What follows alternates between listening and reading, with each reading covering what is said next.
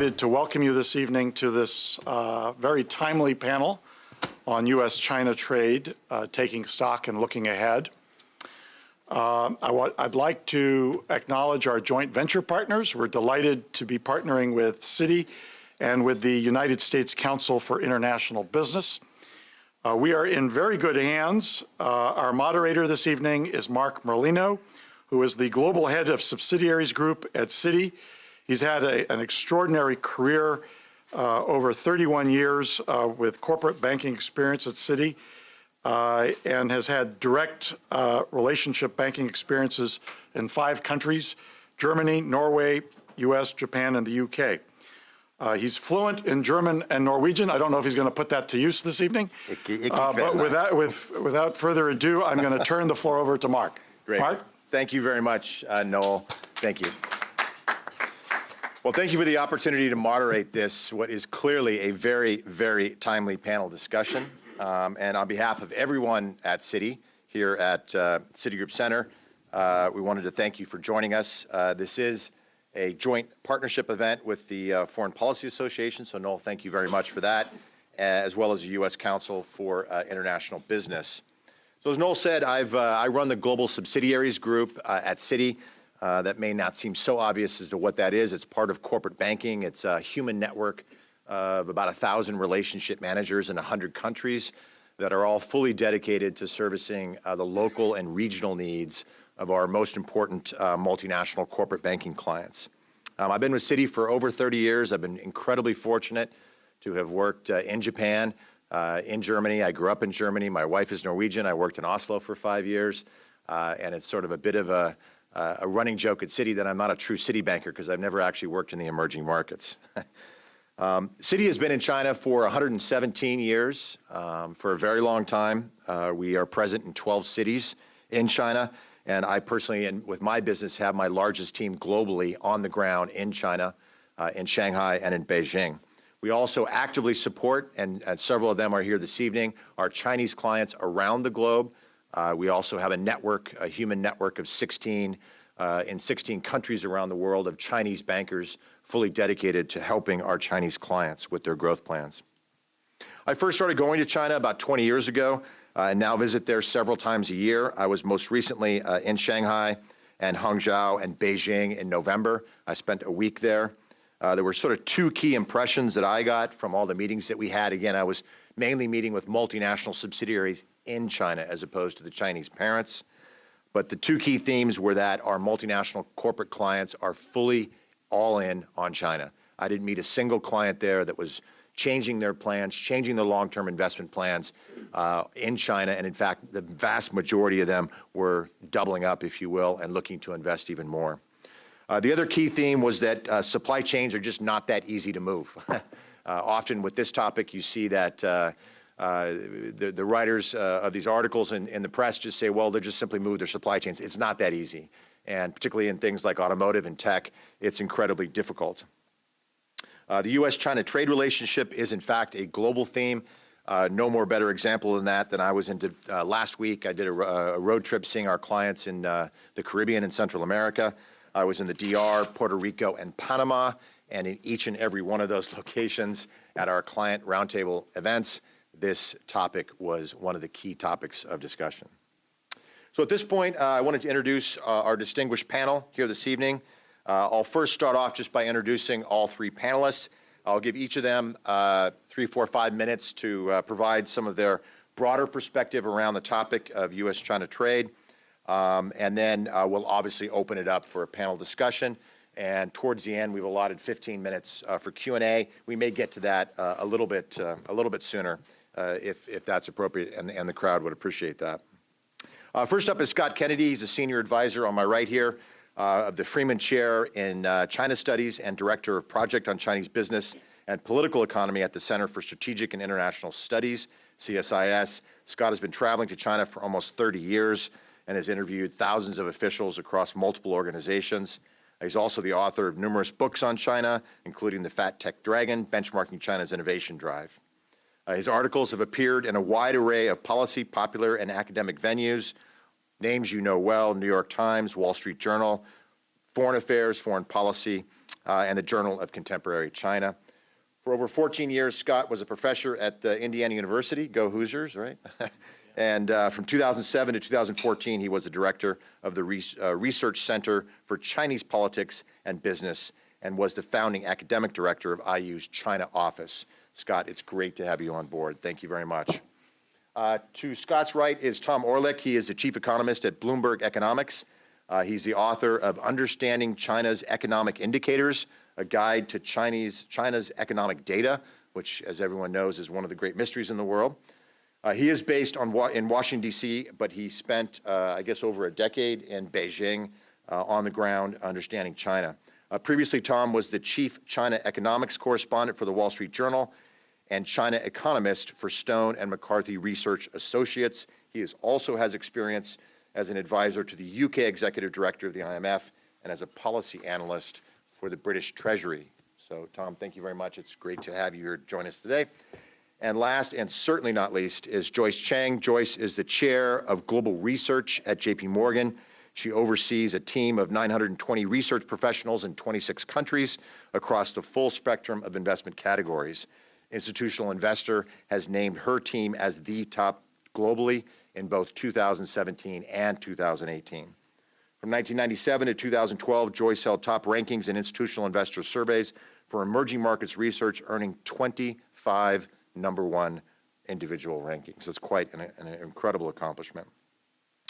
Prior to joining JPMorgan, she had experience with Merrill Lynch and Salomon Brothers, and she is a member of the Council on Foreign Relations and the Inter-American Dialogue, and serves as a board of director on Trickle Up and Girls Inc. I have to commend you for your work on female diversity. That's something I'm very involved in at Citi.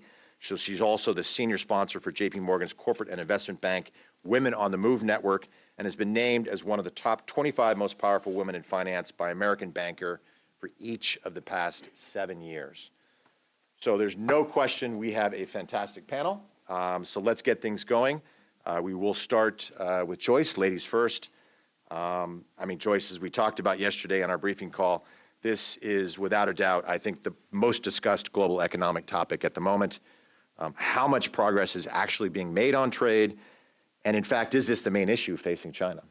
Thank you so much, Mark, and thank you to the Foreign Policy Association and to Citi for hosting the panel. It's so great to be here with two such distinguished speakers, and Mark, to be here with you.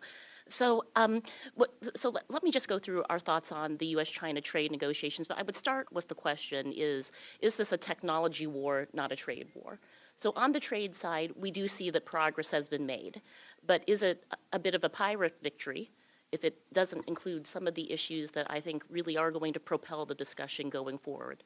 Whether this is more of a great nation-state competition that is going to be focused on technology, cyber theft, intellectual property. But on the trade side, we do see progress compared to some of the worst-case scenarios that the market was thinking about a couple of months ago.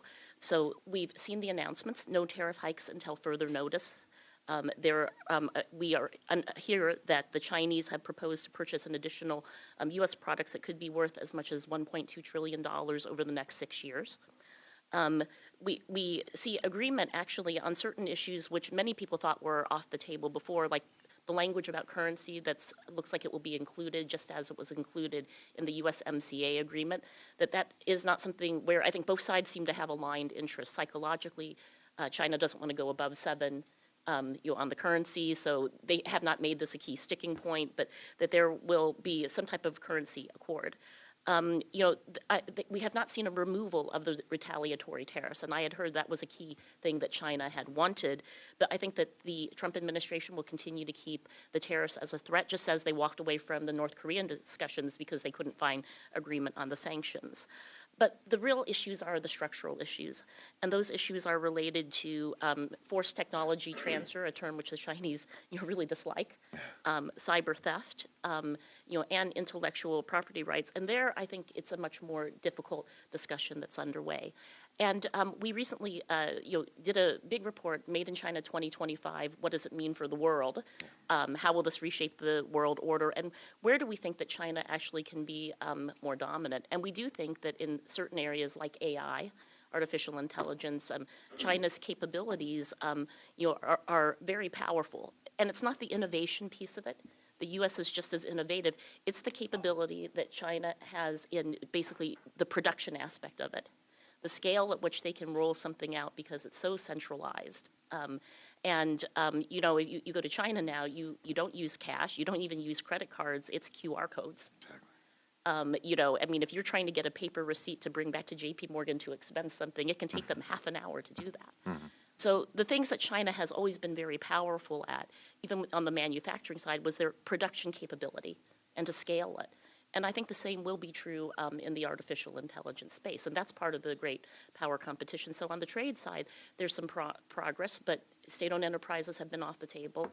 A lot of the structural issues aren't addressed, and we do think that ultimately the technology issues are ones that are going to be, you know, very difficult for both sides to come to agreement on. Great. Well, thank you very much. Tom, you want to take it off? Well, thank you very much. Thank you very much, Mark. And thank you to the Foreign Policy Association for inviting me to this event. And I'm, of course, very honored to be sharing a panel with Joyce and Scott, who are very perceptive across a very large range of subjects, but I think especially perceptive on this key issue of trade. My main two takeaways from the discussion so far are, firstly, I need to send a shorter version of my biography to events where I'm speaking to avoid having a complete relation of my very boring career read out. Oh, come on. Also, I was very glad to hear that Joyce has problems with receipts and expenses at JPMorgan, because it reassures me that Bloomberg isn't quite as dysfunctional in comparison as I thought it was. So I would very much agree with Joyce's assessment of what's going on right now. And I'm sure we'll get more into that in the Q&A discussion. But in my opening remarks, I wanted to take a little bit of a step back and talk a little bit about the longer sweep of history and how the current discussions fit within that. So Deng Xiaoping, of course, gets 99% of the credit for the success of China's economic reforms. But we also have to give a little bit of the credit to Deng's predecessor, Mao Zedong. And that's because of Chairman Mao's decision in 1972 to meet with Richard Nixon. And it was that meeting between Mao and Nixon in 1972 which opened the door for China to return to the community of nations, to return as a participant in an open global economic system. And that was critically important. If that hadn't happened, then Deng Xiaoping's reform and opening would not have been as successful as it was, because it was participation in the open global economy which opened the door for capital and technology and expertise to flow from the West and Japan into China, and for exports to flow from China to the rest of the world. And it's really difficult to understate how important that was for driving China's economic miracle. If the door to the global economy wasn't open, China would not have developed nearly as rapidly as it did.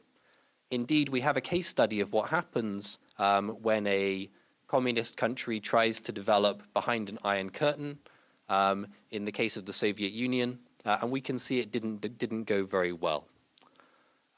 So what's happening in 2019? Well, obviously we have the trade talks, and the trade talks are important, and the signals we hear right now suggest that the trade talks are going to go okay for China. We're not going to get an increase in tariffs from 10% to 25%. China is going to dodge an immediate blow to its growth and its exports in 2019. But beyond the trade talks, there's something else going on. The US government, other governments around the world are reconsidering their relationship with China. They've stopped seeing China as a kind of junior partner in the global system, and they've started seeing China as an emerging threat to the global system and to the US preeminence within the global system. And that's triggering a recalibration of the relationship between the United States and China, which is going to be a long process and is going to stretch a long way beyond the current trade talks. Now, we're not going to have an economic iron curtain separating China and the West. The relationship will remain deep and textured and complex, but in important respects, we anticipate that China's access to the technology and the expertise which they need to drive the next stage of their development is going to start becoming harder to obtain. The door between China and the world isn't going to close, but in important respects, China's access to foreign technology and foreign expertise is going to get harder. So our view is that in 2019, China will dodge a blow to its growth. We won't have an increase in tariffs, but a more hostile global environment is a fundamental change for China and is going to be something which is going to be an impediment to their longer-term development. Thanks, Mark. Great. Thanks a lot, Tom. Scott, you want to kick things off? Sure. Thank you, Mark, and thank you to the Foreign Policy Association and to Citi for hosting. I think my remarks are going to roughly jive with what's been said so far, but push on a couple different areas just at a minimum to be devil's advocate and to be provocative. Thank you. Because it's never fun just to just say everybody's right on everything. Can you mainly disagree with Joyce? And Yeah, exactly. That was exactly where I was going. Thanks very much. All right. Yeah. No. So, but I'm going to say things from a slightly different perspective. So, I think the United States invited China in the late 1970s to join the liberal international order, and the two sides agreed to this grand bargain. China accepted that invitation. They did because they wanted to reform their economy. They wanted to improve governance, make it more stable. They wanted to not face the U.S. simply bilaterally, but through international institutions. And they liked the order part of things because they wanted the U.S. military to be in Asia to provide stability so that South Korea and Japan wouldn't develop nuclear weapons. That's a good deal for China, a good deal for the United States. It's the foundation of China's growth of our relationship. That grand bargain's broken down. China decided that it doesn't want to be a free market economy. China now never says that it is an economy in transition. They say this is a system we have and we're going to have. We're just going to make it better. So the Chinese aren't moving anywhere. This is the system. China likes multilateralism, but it likes a certain flavor of multilateralism where it's sovereign states that protect the sovereignty of all of the participants in a way that's different from others who have been at, the U.S. pushing the liberal international order. And China doesn't want American military power in Asia. The sooner America leaves Asia, the better. I think that's quite clear. At the same time, the U.S. has lost interest in this grand bargain as well. The U.S. sees that China is not reforming in a liberal direction anymore, and itself has lost confidence in free markets. If you come down to my town in Washington, maybe New York's a little bit different. In Washington, is not as excited about free markets anymore. And you see that in the president's policies. Obviously, he's not interested in multilateralism. What international institution has he not tried to trash? Yep. And he's said that the U.S. military is for rent. Right? This is not about permanence in any place.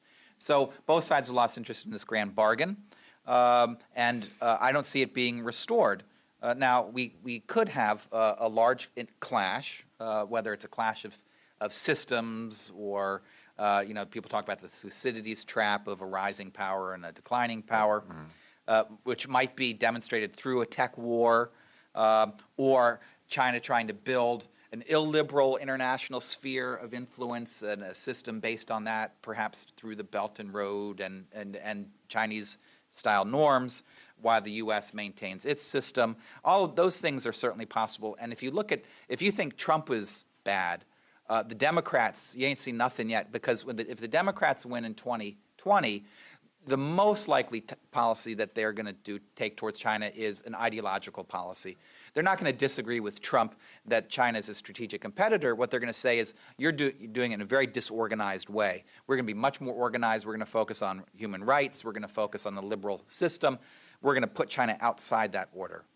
That's the most likely alternative. So we have possibility of some serious headaches. But let me try and be a little bit of optimism from two perspectives. The first is accidents of history. This world seems inevitable. History seems clean and efficient, but it's not. The United States is not in the Trans-Pacific Partnership almost by accident, partly because it took too long to get fast-track authority through the Senate. And if that had gone faster, we would have negotiated TPP sooner. It wouldn't have been a campaign issue in 2016. We'd be still using integration to deal with China. That's the American side. Other side, Chinese side. I don't know if anybody here heard of a woman named Gu Kai-lai. Yes. A lawyer. She was, I guess maybe she's, I don't know if they got divorced or not. She's was married to Bo Xilai, all right? But she had a hankering for British men. And as a result of that, that didn't go well. She poisoned him, killed him. Bo Xilai's henchmen found out about this. They covered it up.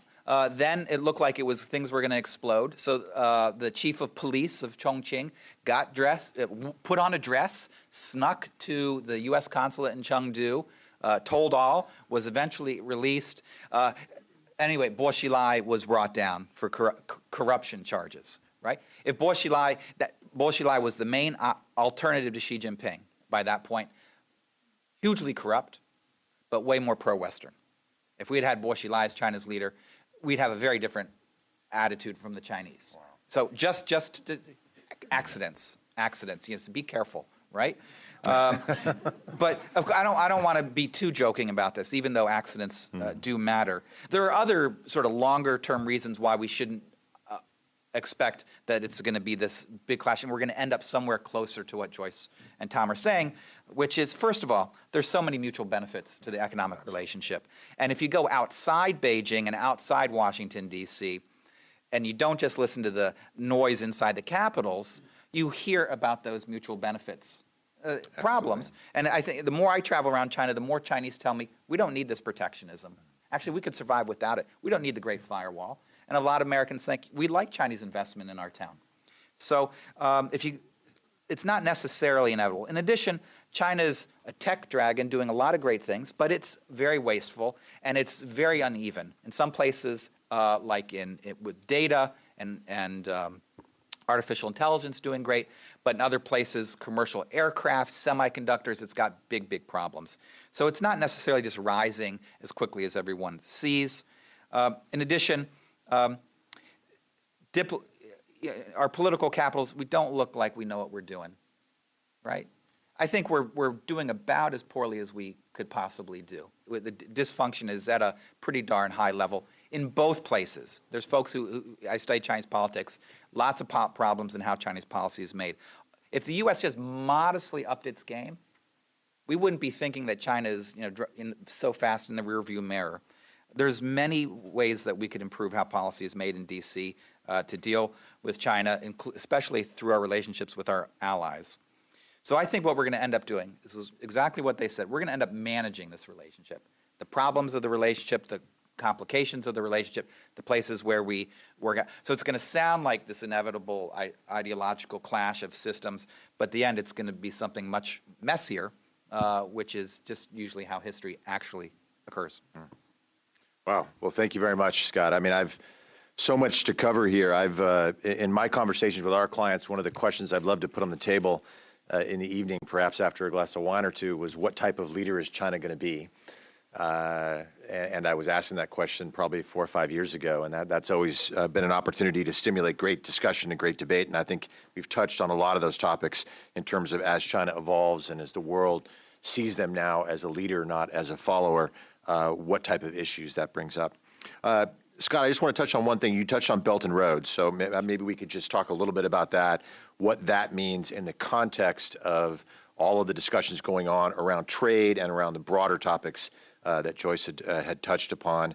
And is that something over time that is going to make this easier or make this more difficult? The Belt and Road is a Christmas tree.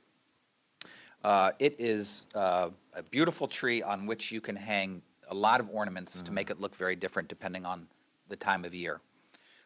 When it was created as an idea in 2013, they had one idea about what the Belt and Road would be. It was following a certain path. It was going to link China to the rest of Asia and Europe in a certain way. And basically be a part of sort of a foreign infrastructure investment plan for China in that specific space. Now, everywhere is part of the Belt and Road, and just about anything China does could be considered part of the Belt and Road. Correct, yeah. So China's going to, they just went around to the other side of the moon, right? I'm sure the Belt and Road, they're going to draw a dotted line around the side of the moon. And so it is significant. China is a big investor in infrastructure globally. It's in many of the countries where it's invested, it's helped with economic development. Some in China have the idea to use the Belt and Road as a Trojan horse to promote Chinese values and systems, alternatives to the WTO, these arbitration courts they've been thinking about, taking these the MOUs that everyone has signed to say they commit to and turn it into something that looks like an investment zone. There'll be the second major Belt and Road Initiative conference, I think, in early May, right? Yeah. So they'll have more sign up. But I don't think we should overstate its significance. It can certainly be compatible. I think they're getting a lot of pushback. We've been reporting about Sri Lanka and other places, Malaysia, where folks have been pushing. So I think the Chinese are learning by doing and making mistakes, and they'll improve. There's things that they do better than the United States. So this is going to be an on and off again topic, but I think that we shouldn't. There's a heck of a lot of advertising. They're great advertisers. That and Made in China 2025. So those folks deserve really big advertising awards. But the reality is going to be a little bit different. Comment on Belt and Road at all, or perhaps? If you look at the amount of investment that's gone into Belt and Road, reported by the Department of Commerce in China, the Ministry of Commerce, it's $157 billion. So there's the hype that this is 37% of world GDP. It's 125 countries. And then the $157 billion, which is a relatively small fraction of the overseas Chinese investment, which is around $1.4 trillion. Now, if you look at the contracts that they're signing per year, about 90 billion of contracts, half of them are Belt and Road contracts, but very much you're getting pushback right now. Yeah. So if you take a look at Malaysia as a case study, they've canceled a lot of the sort of ports transportation projects. They've canceled 4 projects since the elections in May. And a lot of countries are wondering that, if it's concessional lending, do they end up owning the equity? Yeah. They're worried about the technology transfer issues. They're worried about the geopolitical issues. So Malaysia has been selected in this. They've kept the Alibaba e-commerce. They've kept some of the things that are about the manufacturing hub, but they've canceled some of the other things that were related more to the ports expansion and the transportation expansion. So you've got a lot of hype about Belt and Road, but you also have a lot of pushback. And the reality is, for the Chinese investment that they've made overseas, they haven't made a lot of money. And their debt is becoming a problem at 260% of total social financing. So I would say that, when you actually go through the numbers of this, or if you ask people at the IMF how they forecast for Belt and Road, they don't even put it in the forecast. Tom? I think at a very high level, the Belt and Road makes sense. If you look at Southeast Asia, Latin America, Africa, there's an infrastructure deficit, and there's neither the capital nor the expertise to build the infrastructure. I know Marc and Citi's subsidiary lending department is doing its best to provide the capital, but not quite enough. Now, China's got the capital, and if there's one thing China knows how to do well, it's build infrastructure. So China can move into that gap and finance and build infrastructure for the emerging and the developing world. Very good. Even better, they can do it at a time when the United States and Europe are rowing back from their international development commitments. Back when I worked at the British Treasury, we were all very excited about the Millennium Development Goals, and there was a lot of funding going from the West into developing countries. After the financial crisis, that funding has disappeared, which increases the size of the gap that China has to fill. Now, as Scott and Joyce have suggested in various ways, that big picture, positive, doesn't necessarily translate to rapid progress or on-the-ground success. And so what we've seen in Pakistan, in Sri Lanka, in the Maldives, in various different ways. Is China overplaying their hand, saddling partner countries with large amounts of debt, and experiencing some form of pushback from local political constituencies or the international community? So it's not going to be a linear process, but that big picture positive, I think, is going to remain in place. China wants to have geopolitical influence which aligns with its economic size. The Belt and Road is the instrument through which it will achieve that objective. I don't think that's going to change. Sure, absolutely. Go, please. So one part of the Belt and Road I think we ought to take super seriously is the digital Silk Road, right?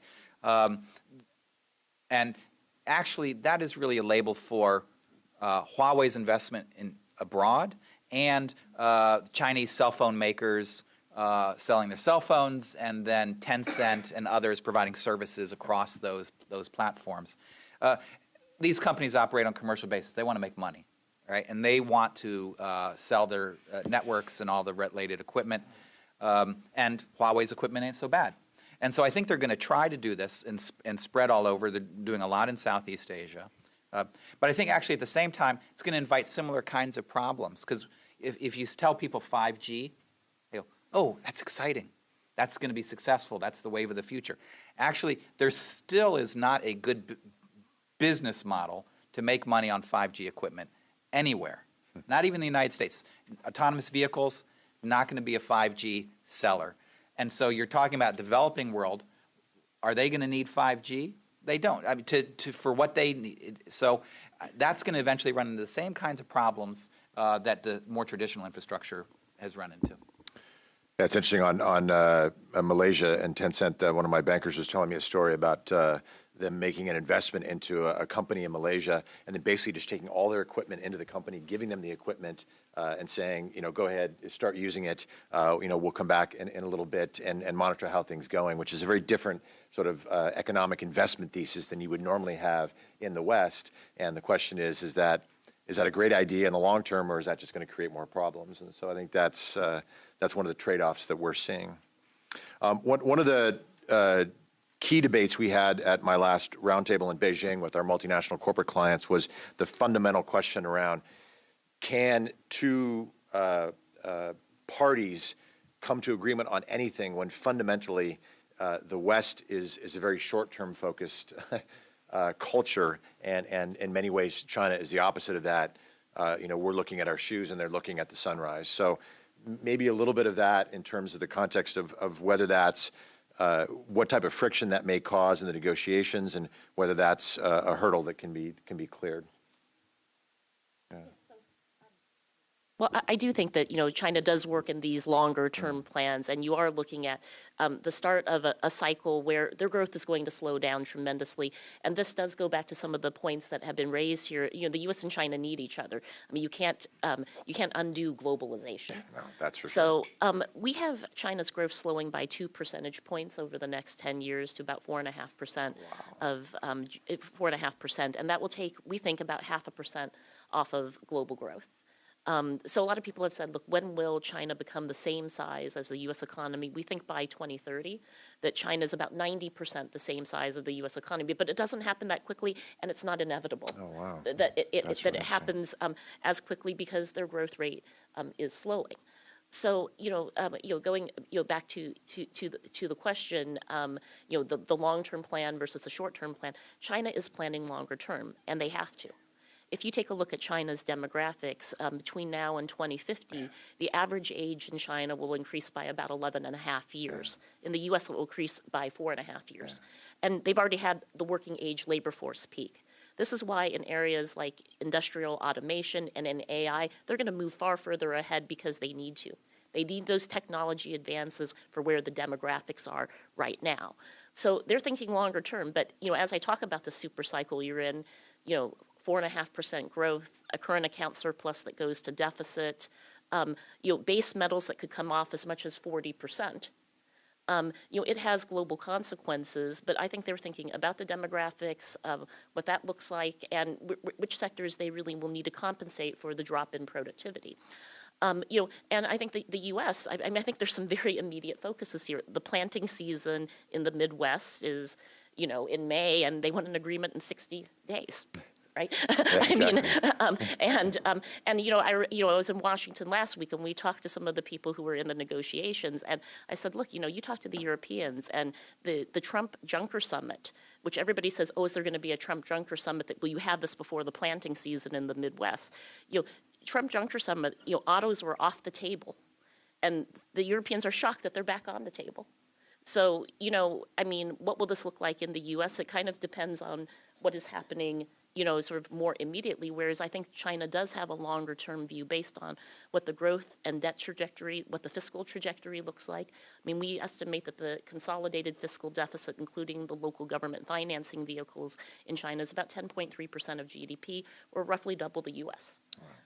So, they have constraints, and I think technology is the way in which they're looking to address some of those constraints. Thank you, Joyce. It was interesting on the demographics question. I was the other client event I hosted when I was in Shanghai in November. We had about 16 people around the table. There were about a dozen of them were Chinese nationals working for multinational companies in China. And I just asked them, just out of curiosity, how many of them were only children, and every single one of them was an only child. So, having spent 5 years of my career in Japan, where you've seen this demographic challenge coming in a big way, China is facing something similar, but it's 10 times the scale. So I think that's inevitable. That's going to have an impact on what their thinking is, given that they do think long term. So, Tom. So I just wanted to jump in briefly on this question of long term versus short term thinking. So I mean, it's almost a kind of a cliche to say that China thinks more in the long term, and here in the West, we are less able to do that. I had a vivid illustration of that. I remember I was sitting in our office in Beijing watching the news, and item one was Donald Trump asks the U.S. Congress to sign a deal to fund the government for one more day. And then the next item was Xi Jinping announced his plan for China prosperity to 2050. There you go. So you couldn't have a more vivid illustration of the contrast between the long-term and the short-term view. That said, I think that probably we don't give the West enough credit for its capacity to not plan for the long term, but set institutions that work for the long term. I think demonstrably the Western institutions of free markets, of free politics, are the ones which have delivered durable prosperity. We've not seen a country which has strayed from that really delivering durable prosperity.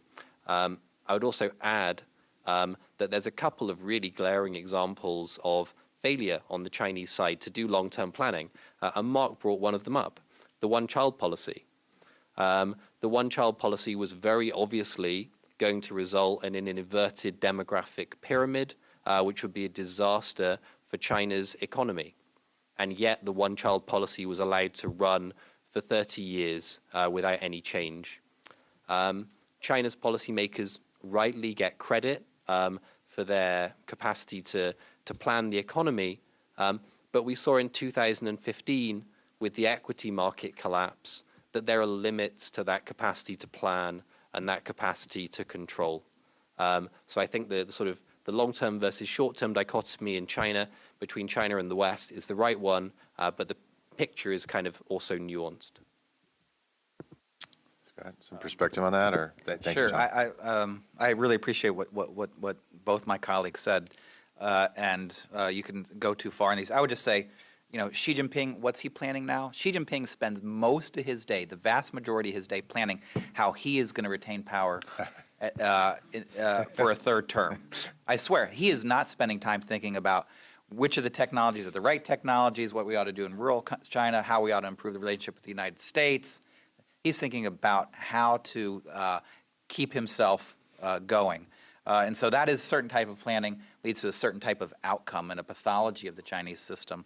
So I don't want to be, make the U.S. feel too good and too comfortable. But there's some advantages to not pretending that you're planning that long, because having less power may be an advantage. Xi Jinping's thinking about what tech China should have. So his number one pet tech project is China having a commercial aircraft, a total 100% disaster. Boeing and Airbus have zero to worry about, and they're spending hundreds of billions, if not trillions of yuan on this, and they will keep on going no matter what because they can't fail. But it just means they will fail for a very long time. So places they're doing well, I'm not going to understate China, lots of areas of success. Yep. I think you ought to, if you're planning from others, you ought to expect China to succeed, but nevertheless, don't get too carried away. Great. Well, listen, thank you very much. We have a hard stop at 7 o'clock for a couple of our panelists, so it's already 6:45, and we had promised about 15 minutes of Q&A. I am sure that there are many of you out there that are dying to ask some questions. So if I could ask you, when you do ask a question, if you could, in fact, ask your question in the form of a question, that would be appreciated. And identify yourself and identify the organization that you're associated with. So with that, we'll move to the Q&A portion over here, right here. Oh, sorry, we do have a microphone. I apologize. My name is Marc Reedy. I work with Reedy Capital Research, and I actually was a diplomat in China in the Chengdu consulate whenever Wang Lijun came there. So I'm very familiar with that story. Was he really wearing a dress? That's my. I did not see him come Okay. So my question is, people talk a lot about China, and you brought up the idea, what kind of a leader is China going to be? And I wonder what you all think about the concept that China is actually best thought of as a platform for the Chinese Communist Party. And when you ask what kind of leader is China going to be, you're asking what kind of leader is the Chinese Communist Party going to be in the future? And that this basically, while we talk about China, we miss the sort of incompatibility between the values of the Chinese communist system and the American system that make this long-term optimism perhaps misplaced. Great question. Scott, as our political expert. Yeah. I guess I would just say, I think China's most important foreign policy goal is to make the world safe for China.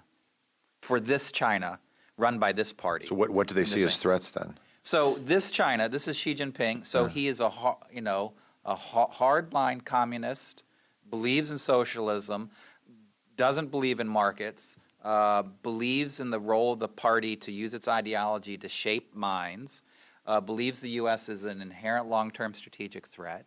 And so he wants to protect China. He wants to make sure, for example, that internet sovereignty is a wider norm so that it's okay to control information. He wants to make sure that although international liquidity is really important, financial stability is something that is acceptable.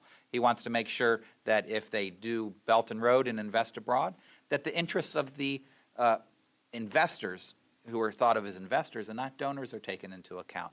Those are things which are central.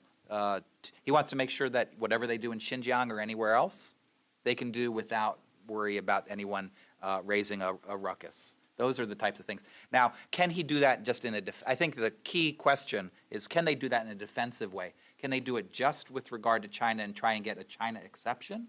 Or do they need to build broader norms and values and have others join along to protect them? So far, they've been primarily defensive. Just sort of leave us alone. You do what you want to do.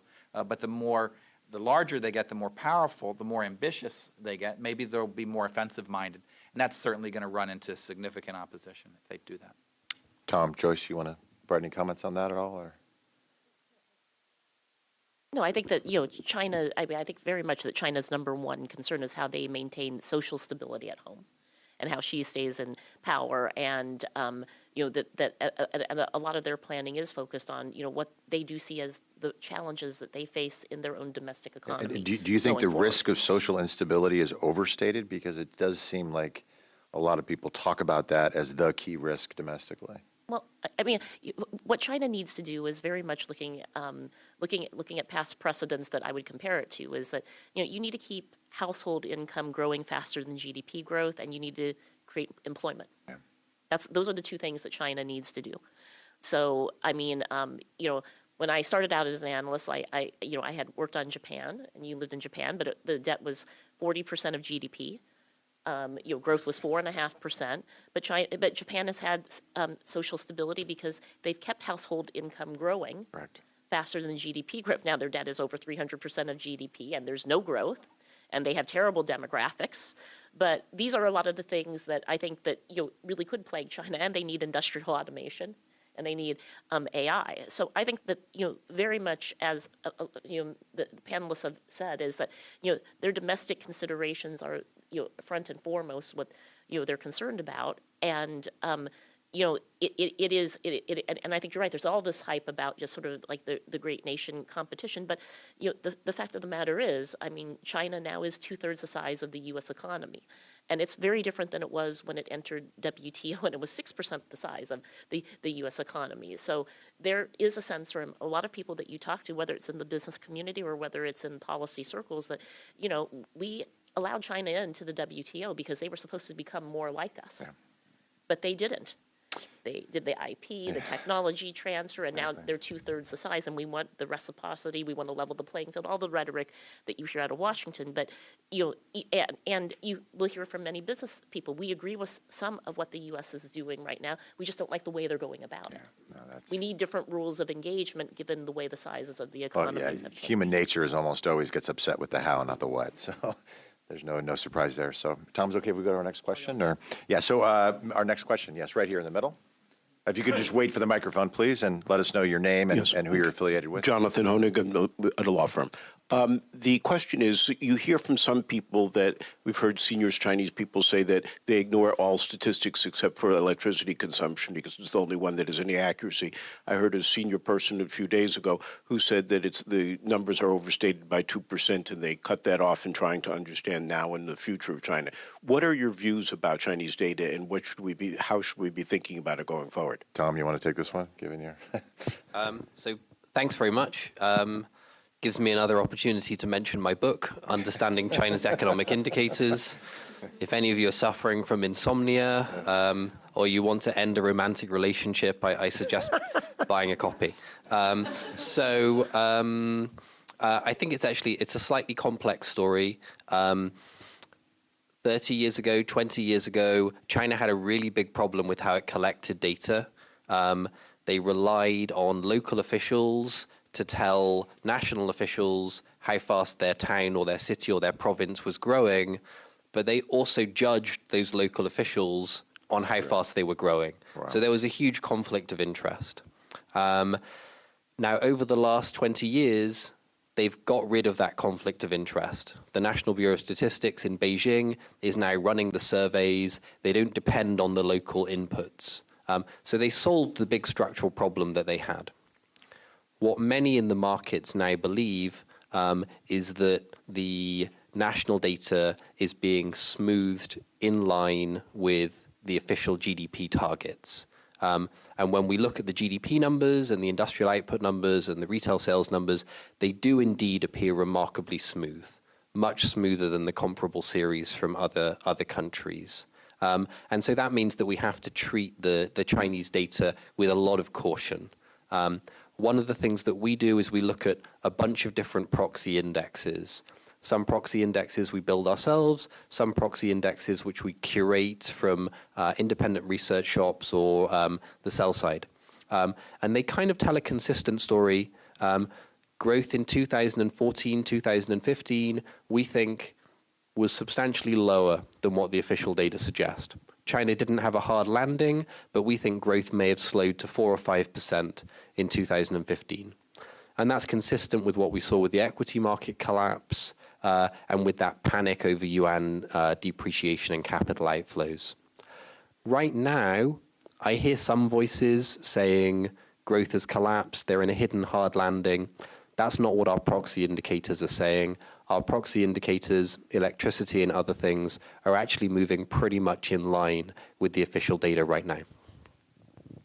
No, and I could just add a few things. That we see that the electricity consumption and also cement actually give you some of the more accurate readings. But we use also a lot of the sample surveys, proxy indexes, trying to look at the consumption patterns. And I would completely agree that a lot of this data, is being smoothed. And I had this one discussion with within JPMorgan, and they were like, well, we know exactly when U.S. payrolls come out and all of this. Why don't you do the same thing for China? It's like, well, if they say the growth is going to be 6%, it's going to come out 6%.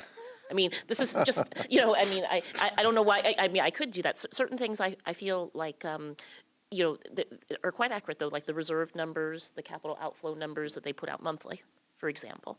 But I think that on the GDP number, that's a much more politicized number that is in line with where they have put out their growth targets. And we completely agree that there's a smoothing effect, but the directionality of it is right. But do you get all of the details about it? So you have to be able to look at sample surveys that just give you a better way that you can look at the consumption trends.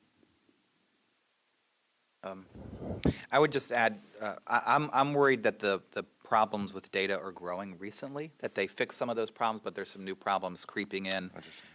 With, China carries out these industry censuses that really dig into what companies do, ask them lots of questions, essentially the source for you understanding what value-added companies are creating. And the data that they've recently released has taken out that value-added component of the data so that you really can't tell. So you can see what the gross inputs are, but you really can't see what the general net performance, real productivity is. So you can't, it's very difficult to genuinely calculate what Chinese productivity growth is as a result, and look across different industries and see how they're performing. So in a lot of times, and so I think that anxiety is leading people to make very wide guesses or estimate that something is doing much worse than maybe actually the physical indicators would show. Great. I think we have time for one more question. If there's another question out there, or sure, right here in the front. If you could just wait for the microphone, please. Thank you. Thank you. I'm Lisa Getzko, and I'm with Bank of China working on their consent order compliance. So it's great. OCC consent order. So my question is about those larger scale instruments, the consent orders, or how BIS listed ZTE as a prohibited entity for a while. And then even in the last year, we saw that OFAC named a certain industrial and military product provider in China for the first time, and that made some waves. So my question for the panel is about these different items, consent orders or listings, and if you see these having any long-term impact on the way that Chinese organizations interact with the U.S., or do you maybe think they're more of a drop in the bucket and they may not have a long-term impact? So Yeah, I I guess are these pawns in a chess game, or are they actually valuable pieces? So, I'd say a couple of things about just OFAC and the sanctions. I've sort of been following policies for like 30 years and, looking at Washington. This is the first time I see in Washington a real willingness to use sanctions as a foreign policy tool. And it's partly because if you take a look at, U.S. shale production, you had the single largest increase in energy production that any country has ever experienced in a single year in the history of the world. And so this sort of like we can use, we don't have to go through Saudi Arabia about the oil supply. We can use the sanctions as a tool, whether it's Russia or Venezuela.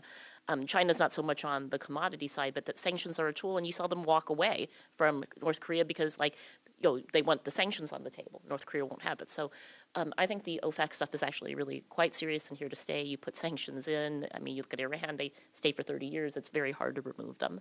And I think that the Trump administration does see sanctions as a very powerful tool. Now, that's not such a China-specific answer, but they're willing to use sanctions, and they will be willing to use that, and they're willing to use tariffs as a tool, and it's very transactional. To say that we've gotten détente that's going to be lasting on this, I don't think that that will happen. Look at the consent orders and the rules of the game. China needs foreign capital. Right, and you have seen recently, that they are beginning to, on certain things where they had required JVs, they're talking differently now. Can foreign banks in 3 years not have to be a JV? Tesla, they just set up something that wasn't a JV. Yep. So China understands very much that, particularly with the capital outflows they experienced in 2015, they need the foreign capital. So I do think that those are things that are taken very seriously because they're trying to write this very fine balance of keeping capital controls, but also that they need foreign capital and that they have a lot of foreign capital that's there because you did have this opening and globalization that you can't undo. But I do feel that the sanctions policy in this administration is being used in quite a different way than has occurred in the past, in part because the U.S. feels that it has the capacity to use it as a foreign policy tool because of the energy production, and in part because I think there's a feeling from many policy circles there that this has been effective. I mean, take a look at Venezuela, take a look at Russia, Iran. The sanctions are used as a tool. So, fascinating context on shale. That hadn't occurred to me.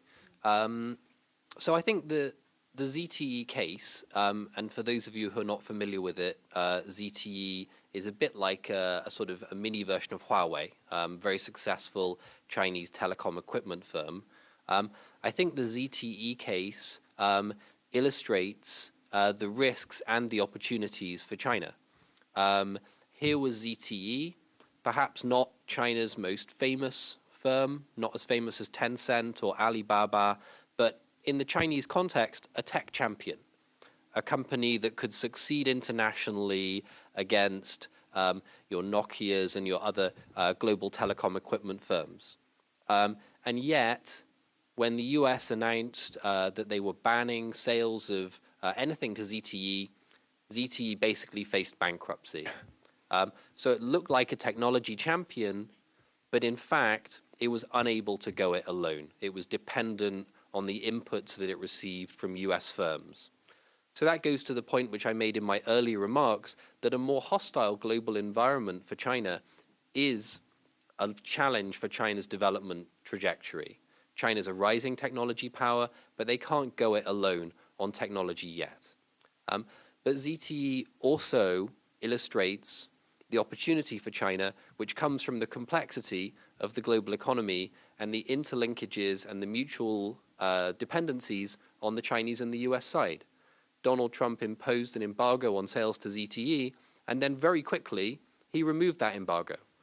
We don't know why, but my guess is that all of the US firms that made a lot of money from selling things to ZTE were making phone calls to the US administration and saying, you better remove this embargo or our earnings are going to collapse and we're going to start shedding jobs. And that, I think, is a vivid illustration of the difficulty confronting the United States. They really want to make China into a responsible player in the global economy. There are some hawks who want to contain China's rise, but because of the complexity and the mutual benefits of the relationship, turning off the bad bits while leaving the good bits on is an extremely difficult task. Scott? It could have been because they offered some more patents for Ivanka, and as a result, that was the balance. I think it's maybe more people wanted Ivanka's dresses to visit the Chengdu embassy. You never know. You never know. I think that the streets are now being more closely watched. As are the dressing rooms. In Washington, there's an interesting conversation going on right now. Should we kill Huawei? Should the United States issue a denial order so that it's the 33 American companies that supply stuff to Huawei don't, and Huawei couldn't survive? Because Huawei is such a risk that you can't even live with its existence. That sounds like a crazy idea, but a senator from Arkansas, Tom Cotton, has a bill in the Senate proposing just that, using sanctions law to come up with that interesting idea. I don't think we're ever going to get there for the exact same reasons that you just said, but this is a genuine issue of, how do you protect your national security appropriately?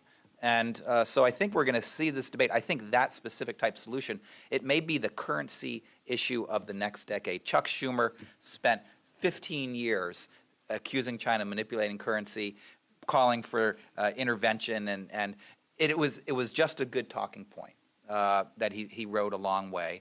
And maybe this will be what Tom Cotton rides for a long way, and everybody keeps it as a fringe issue. But given that Washington is a little bit unpredictable these days, we might possibly do something that we don't know what the consequences would be.